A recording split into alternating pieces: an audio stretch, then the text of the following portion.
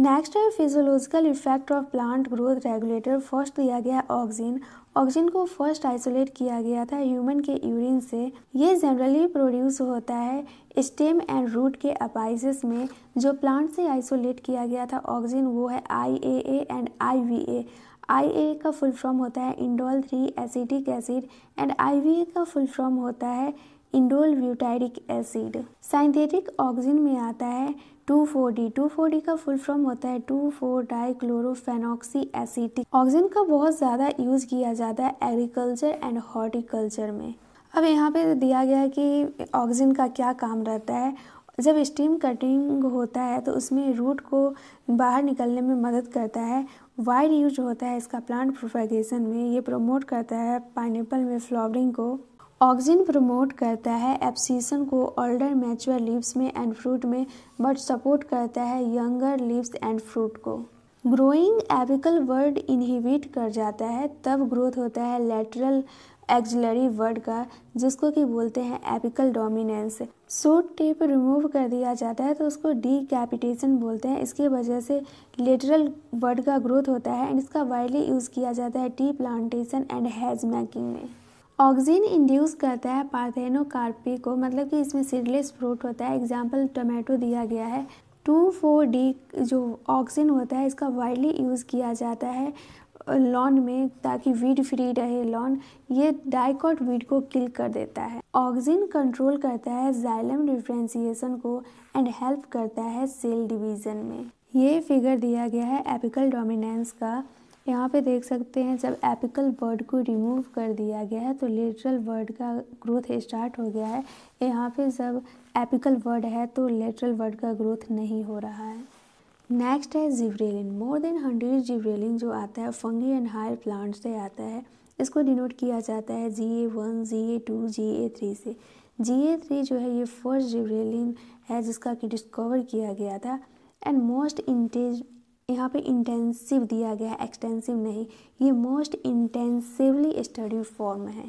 All GA जो रहता है ये एसिडिक रहता है एंड प्रोड्यूस करता है wide range physical responses in plant.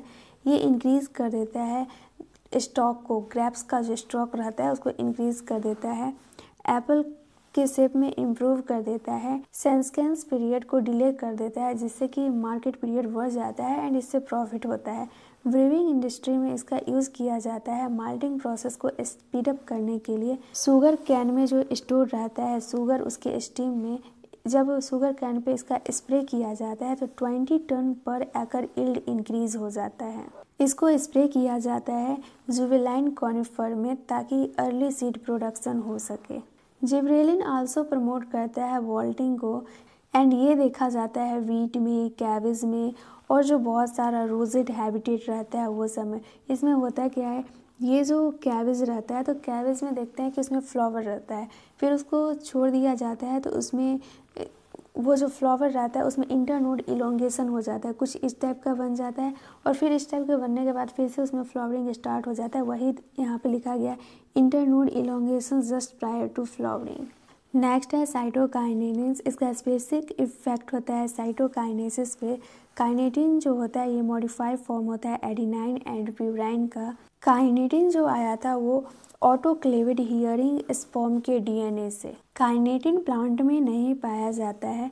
Zeatin जो है ये साइटोकाइनिन लाइक एक्टिविटी शो करता है, तो इसको आइसोलेट किया गया था कॉर्न कर्नल्स एंड कोकोनट के मिल्क से। जिस रीजन में रैपिड सेल डिवीजन होता है वहीं पर नेचुरल साइटोकाइनिन सिंथेसिस होता है। एग्जाम्पल में दिया गया है root apices, developing shoot buds, young fruit. Cytokinin help करता है न्यू लीव्स के प्रोड्यूस होने में, क्लोरोप्लास्ट प्रोड्यूस होने में, लेटरल शूट के ग्रोथ में एंड एडवेंटियस शूट के फॉर्मेशन में भी हेल्प करता है। साइटोकाइनिन हेल्प करता है एपिकल डोमिनेंस के ओवरकम में। ये प्रमोट करता है न्यूट्रिएंट मोबिलाइजेशन को जिससे कि डिले हो जाता है लीफ सेंसकेंस। नेक्स्ट है इथाइलिनी। इथाइलिनी सिंथेसिस होता है लार्ज अमाउंट में टिश्यू के द्वारा जो कि जाता है सेंसकेंस एंड राइपनिंग फ्रूट में। इथाइलिनी जो होता है वो इन्फ्लुएंस करता है सीड में horizontal growth, swelling axis and apical hook formation और ये सब जो होता है डाइकॉट सीड में होता है। एंड इथाइलिनी प्रमोट करता है सेंस्केंस एंड एब्सिसन प्लांट में, स्पेशली लीव्स एंड फ्लावर में। इथाइलिनी हाईली इफेक्टिव होता है फ्रूट राइपनिंग में। जब फ्रूट पकता है उस टाइम पे रेस्पायरेशन रेट जो रहता है वो इंक्रीज कर जाता है, इसको बोलते हैं रेस्पायरेटरी क्लाइमैक्टिक। एंड इथाइलिनी जो रहता है ब्रेक करता है सीड एंड बड डोर्मेंसी को एंड इनिशिएट करता है पी नट सीड के जर्मिनेशन में एंड पोटैटो ट्यूबर का स्प्राउटिंग कराता है। इथाइलिनी प्रमोट करता है रैपिड इंटरनोड इलोंगेशन, और ये रैपिड इंटरनोड इलोंगेशन कराता है डीप वाटर राइस प्लांट रहता है उसमें, वो इसलिए ताकि लीव्स जो रहे या सूट का अपर पार्ट रहे वो पानी के बाहर रहे।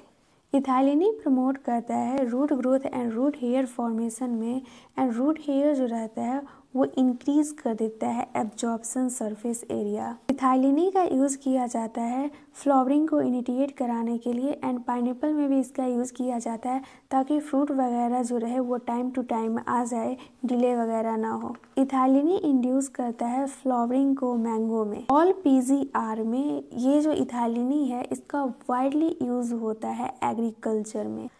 एंड जो मोस्ट वाइडली यूज़ किया जाता है compound as a source of ethylene उसका नाम है इथेफिनोन। इथेफिनोन जो होता है ये एक्वस सॉल्यूशन होता है, रिडली एब्जॉर्ब हो जाता है एंड ट्रांसपोर्ट भी इजीली हो जाता है, एंड ये प्लांट में इथाइलिनी को स्लोली रिलीज करता है। इथेफिनोन राइपनिंग में मदद करता है टोमेटोज एंड एप्पल्स को, एंड ये जो रहता है ये एक्सेलरेट कर देता है एब्सिसन को फ्लावर में, एंड फ्रूट जो रहता है उसको थिक कर देता है, एग्जाम्पल में कॉटन, चेरी, वालनट। इथाइलिनी प्रमोट करता है फीमेल फ्लावर को कुकुम्बर में। नेक्स्ट है एब्सिसिक एसिड, ये रेगुलेट करता है एब्सिसन एंड डोर्मेंसी को एंड एक्ट करता है plant growth inhibitor and metabolism inhibitor के जैसा।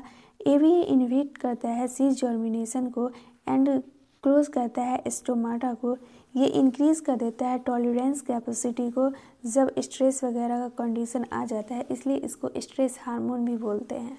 ए का और भी इम्पोर्टेंट रोल यहाँ पे दिया गया है। फर्स्ट है सीड डेवलपमेंट, सेकेंड है मैचुरेशन एंड थर्ड है डोर्मेंसी। ए एंटागोनिस्ट है जिब्रेलिक एसिड का। कॉम्प्लीमेंट्री और एंटागोनिस्टिक सेम होता है, इंडिविजुअलिस्टिक एंड सिनर्जिस्टिक सेम होता है। एंटागोनिस्टिक का मतलब होता है अपोजिट एंड सिनर्जिस्टिक का मतलब होता है सेम। तो यहाँ पे वही दिया गया है, more than one PGR affect करता है इवेंट को। एग्जाम्पल में दिया गया है dormancy in seed, buds, abscission, senescence and apical dominance.